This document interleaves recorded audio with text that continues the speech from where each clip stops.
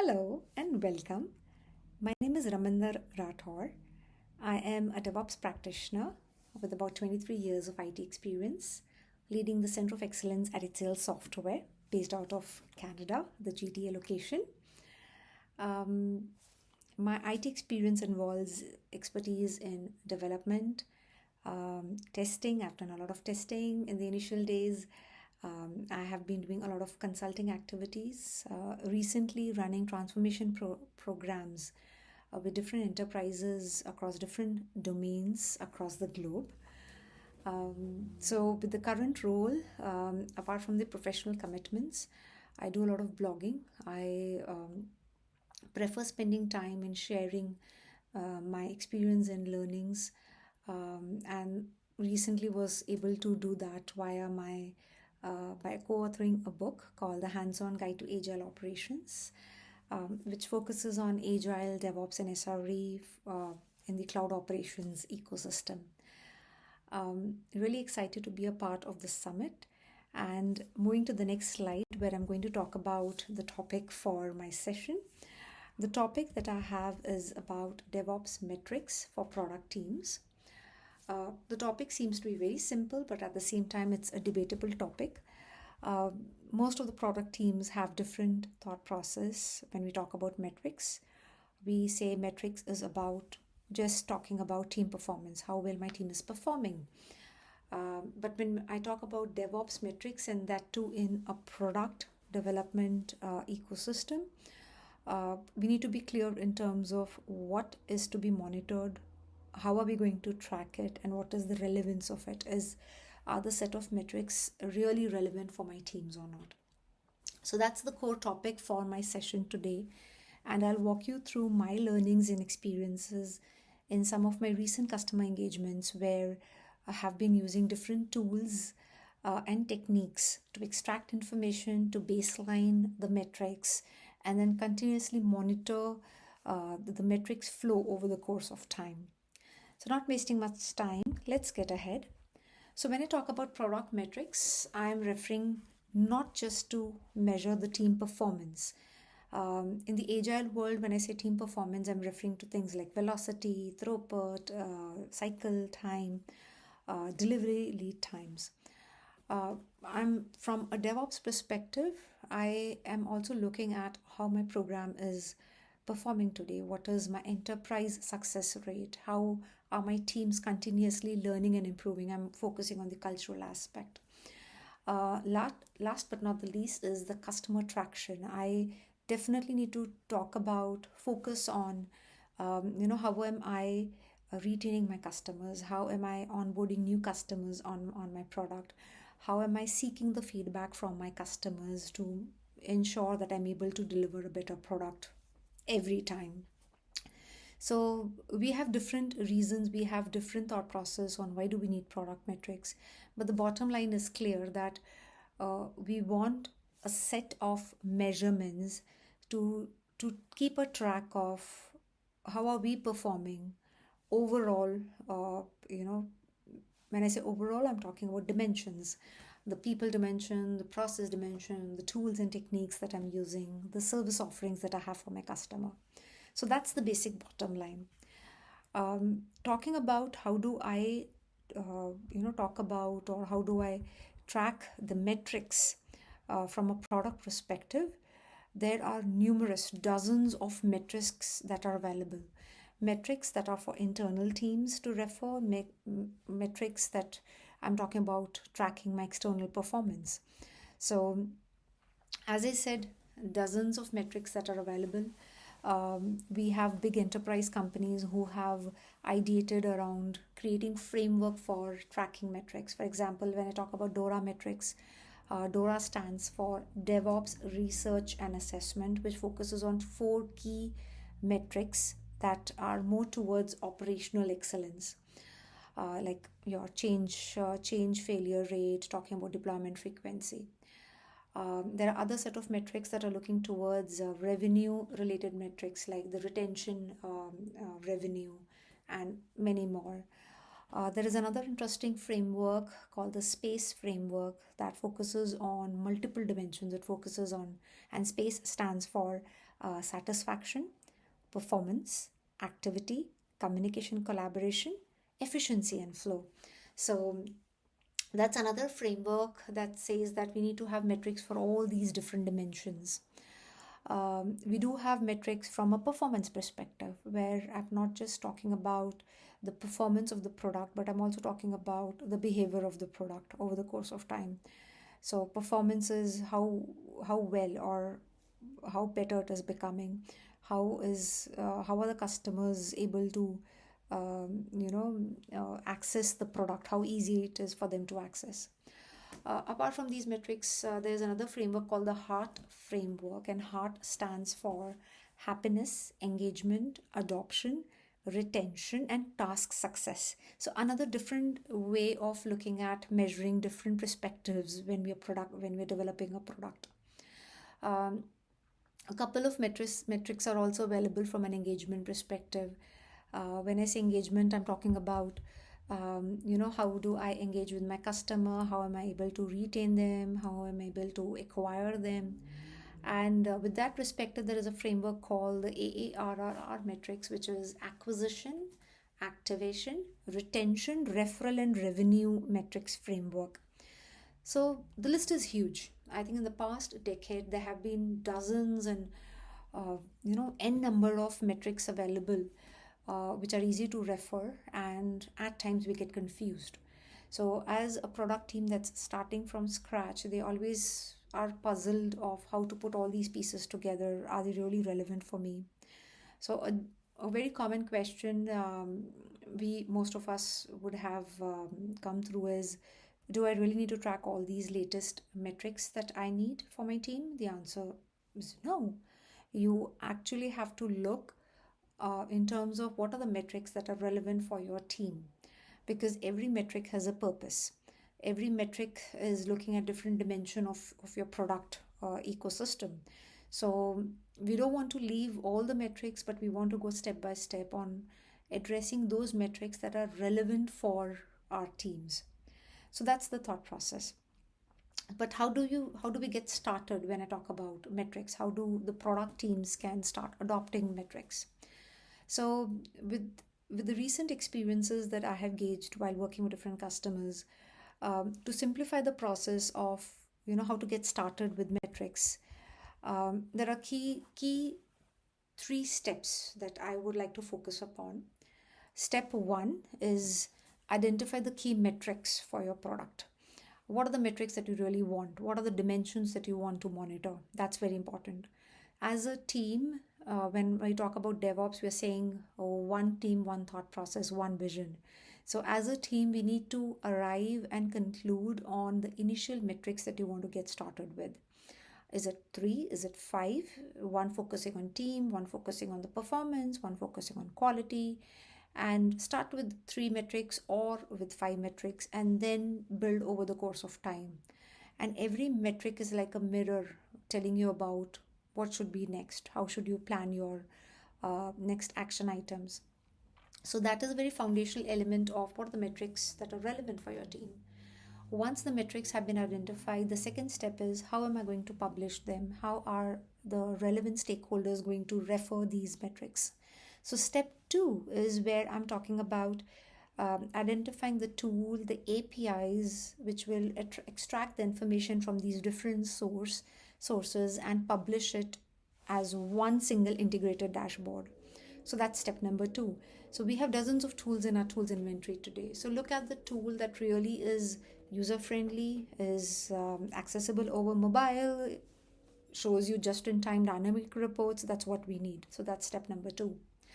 And step number 3 is, as we get started, we have our metrics getting published in a dashboard. The third important step is retrospect. This again is a principle which is very relevant in the agile and the DevOps world, where we say that we continuously should retrospect on how are we doing that activity, how are we performing that activity. So the activity that we are referring to is metrics. So if I'm publishing some metrics at regular intervals of time, we definitely should look at the metrics values, compare it on how it is, how it is being generated over the time, Are there areas which the team should really retrospect?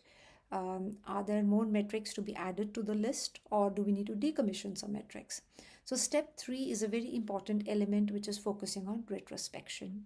So 3 simple steps to get started on planning and tracking your DevOps metrics for your product teams. Let's deep dive a little bit on each of these steps now. So I spoke about step number 1. When I say identify metrics, of course, there are different dimensions. Now, there could be 3 different dimensions, maybe focusing at the team, focusing the program, and then focusing on an executive layer or at an enterprise layer. So there are different levels of information, different levels of metrics that should be published, which addresses the targeted audience in the product team so that they can actually take appropriate action. So when I talk about team level metrics, I'm focusing on the team's performance. I'm looking at some of the basic agile metrics like the velocity, the team velocity, looking at the cycle time, looking at how the team is performing. Are there any spillovers happening up? Is there a bandwidth issue, the capacity issue, and all that? That's more from a team perspective. So identify metrics at the team level, which is very easy if you're using an agile tracking tool. Now, when I talk about program, a program is a superset of a team level. So I'm talking about a program where I am having a couple of products, or maybe I'm managing a very complex product in as a whole. So at a program level, I may be looking at agile release trains, arts. I'm looking at production issues at that level. So at a program level, try to identify metrics that really are helpful to ensure that the program gets successful or moves towards the success in the right direction. And above the program level, I'm talking about executive or the enterprise level metrics, where I'm talking about total blackouts that happened up, the velocity of the team, anything related to expenditure, right? So 3 different layers is how we should look at defining metrics. So the metrics, one, we are talking about having the metrics with a purpose, and the other is associating the metric with different levels, with different dimensions.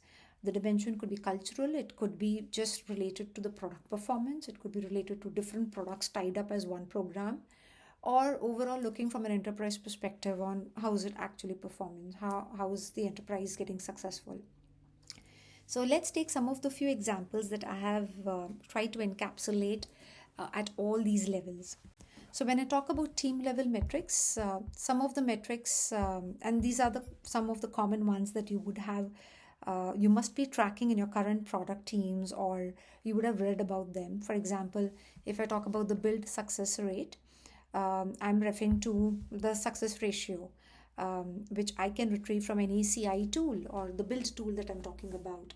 And the metric should be baselined. So an industry example could be that I say that build success rate should be greater than equal to 90% per release. If it is not more than 90%, it means I need to improve. So the baseline is not something that is hard and fast and you have to accept it. You have to mutually agree as a team that how do we get started? What should be our baseline number? Is 90% something that we should get started with? And then over the course of time, you can look at either increasing the value or decreasing the value. So these are areas where you continuously learn and improvise. So build success rate is one team level metric. We are talking about test efficiency, where I'm talking about the number of test cases executed divided by the overall efforts built up for having those test cases into 100. So that is the test efficiency value. I'm talking about new code smells, which I can retrieve from code quality tools like Sonar Cube. Right? I can put up a baseline value that it should be less than 10. If it is more than 10, it means the maintainability of the code needs to be improvised. We can also talk about retrieving the number of new bugs which are getting introduced with every sprint, and fix up a value that it has to be less than 10. The source definitely could be your defect tracking tool. And of course, at the team level, there are many agile metrics that you can identify and consolidate and say that these are my top 3, top 5 team level metrics that I'm going to baseline and I'm going to monitor. So those are some examples when I talk about team level metrics. Moving ahead, if I talk about program level metrics, again, different sets of metrics that you can establish at the program level. Some examples that we can refer to here is like, for example, DDR, the detection ratio. I'm referring to the number of defects that you identify in the UAT versus the overall defects that you identify. So the funda is clear that I should identify the defects maybe at the UAT or maybe much earlier stage. So that's a quick indicator of how are we performing at a program level. Talking about number of vulnerability alerts that I can get from security tools like Mend. Talking about or looking at the compliance issues, which could be anything related to licensing issues that needs attention. Overall production issues that are getting generated. For example, I say the baseline should be less than 2%. Total lead time or the total delivery time, which I can retrieve from agile tracking tools like Jira, or it could be Azure DevOps or any of the agile management tool that I have. So a couple of metrics that you identify at a program level. And then comes the executive level, where it's the superset, where in a very consolidated mode, I'm targeting my cost. I'm looking at release backouts. I'm looking at test velocity. I'm looking at DORA metrics. I'm looking at the cultural perspectives as well. So I'm looking at cross-functional, happiness quotient. Are my teams happily working? Do I have happy teams in my organization? Are my teams happy enough to write effective code? Do they have all the avenues available, the practices available to practice and generate the best code? So those are the metrics that you would like to take, work out and monitor at an executive layer. And with every metric, you baseline the values, you identify that this is going to be my source of information, the source of truth, and that's how you extract the information. So step number 1 is where you identify the metrics as at 3 different levels. In some of the organizations, we just started with 3 metrics, and we said that over the course of time, we will add more metrics, and which we did. So as I'm talking, we are talking about 10 metrics. So overall, that covers my team, program, and executive layer as well. So these metrics are sufficient enough to be baseline and to be monitored regularly, and so that it becomes a mirror for you. So there could be instances where your code smells are increasing over the time. It means your maintainability is going to get complex. It needs immediate attention. So your code quality tool, the bugs that are being raised, that are being highlighted by the tool, has to be addressed. You definitely, it's an indicator that tells that you need to have quality gates implemented so that good quality code progresses ahead. So those are the metrics that you identify and agree with the team that this is what we're going to baseline and monitor. So that's step number 1. Step number 2 is where I'm talking about tools and APIs. So we have dozens of tools available. Normally, every tool, whether I talk about SonarQube, I talk about Azure DevOps, I talk about Jira, I talk about Jenkins, every tool has default set of reports and templates available to update and look at the information. What we are talking about is DevOps metrics for the product team. So I'm looking at building an integrated dashboard for my product team holistically. So that dashboard should be able to retrieve data from all these different sources of information and give me one single dashboard, a dynamic dashboard that tells me the overall product health status, which includes all the dimensions, the team dimension, the process, the automation perspective, the coverage perspective. So that needs to be covered. In most of the organizations, I've seen that Jira and Confluence being used in conjunction to generate the agile metrics. We have Grafana, which are leveraged more from an operational perspective, looking at DORA metrics. Or at the cloud environments, I'm talking about number of resources, the commissioning and decommissioning percentage. Azure DevOps also has some default reports available to look at how the build status is happening up, how the team is performing, looking at the sprint health status. There are other tools and platforms available as well that can help you publish the metrics. For example, you can use tools like Power BI. In one of my recent engagements, we leveraged Power BI to publish the metrics information that was retrieving information from different tools like Azure DevOps, Men, SonarQube, and a couple of other tools. That information was retrieved, some of them were being calculated, and then they were published to one single dashboard. The dashboard was then every Friday was being notified to all the relevant stakeholders to take the right action. So Power BI is an excellent tool. We have HCL Accelerate available, another interesting platform that not only does dashboarding and reporting, but it also helps in doing value stream management. So if you're looking for building up a value stream management capability in your product team, HCL Accelerate is the best choice.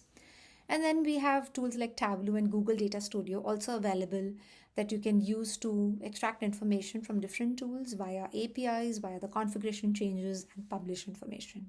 So that's step number 2, where I'm talking about identifying the tools, having knowledge about the APIs with which you're going to extract the information. The bottom line should be clear that I should have one single dashboard rather than referring multiple dashboards. That's your step number 2. To share some of a sample reference, for example, taking a look at total PRs that are being produced at a given time period, total number of commits, looking at the way the trends are happening up. I can have the graphical formats, I can have the tabular structure where I retrieve the information from different sources and look at the status, what's the status of these products. I can build a dashboard for all different products. So I can take a look at how my different products are operating today. So quick samples, you can use scripting languages as well in case if you don't have an integrated tool available. Scripting language like PowerShell or Python to extract information via APIs from different sources and publish it into one single integrated dashboard. So there could be other metrics also that you must be practicing in your team. But the recommendation is use one single dashboard that has all these different aspects. So once you have the tool identified, you have done all the required configuration, you start baselining and monitoring the metrics. The final step, step number 3, is where you do retrospection. And retrospection, as I was talking about earlier, it's an agile practice where we are talking about revisiting an identified area at regular intervals of time. So I have my metrics defined, I have baselined them. Now we need to ensure that we continuously look at these metrics, we monitor them and take appropriate action. The metrics are indicators for us to look at areas which needs attention. These areas could be related to providing coaching to your teams. The area could be related to looking at how we can improve the quality of our product, looking at what is the coverage of our product, the test coverage that we have, the test velocity, the efficiency that we are talking about. So retrospection is very important. It is it's about revisiting the aspect of metrics monitoring and looking at, do I need to add more metrics? Do I need to decommission any metric?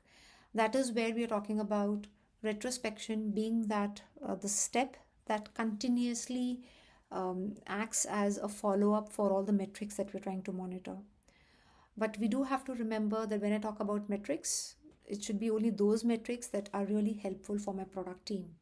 The metrics that are actually eye-openers for my product team. They are mutually agreed, they are configured, and they are published, and they have to be looked at so that I have an action plan.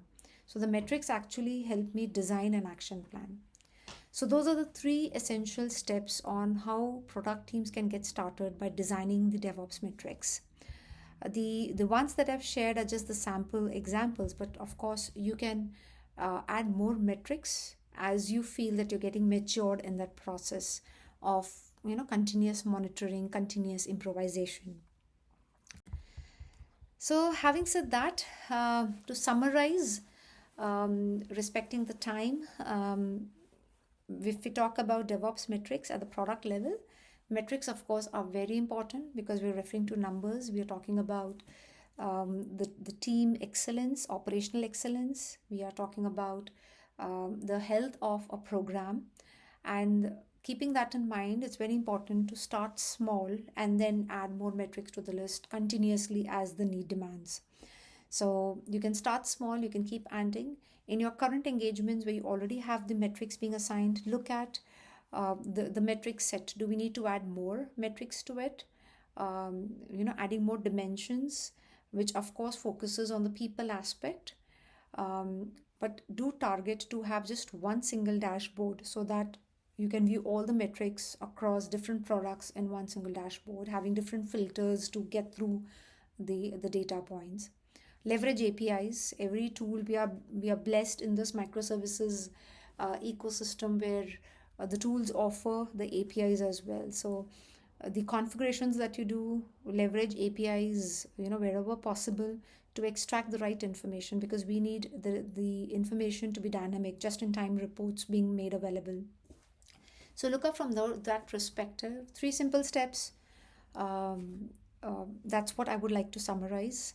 So metrics is something which is not a nightmare, but it's a simple process where you continuously monitor yourself. So with that, I would like to wind up, but would be glad to take up any questions. We can definitely connect. I did share my the Gmail address, which is raminder.rathore@gmail.com. Please feel free to reach out to me for any questions. Happy to get connected over LinkedIn as well. But we'll be glad to take up your questions if you have any, or connect later in some point in time. Thank you.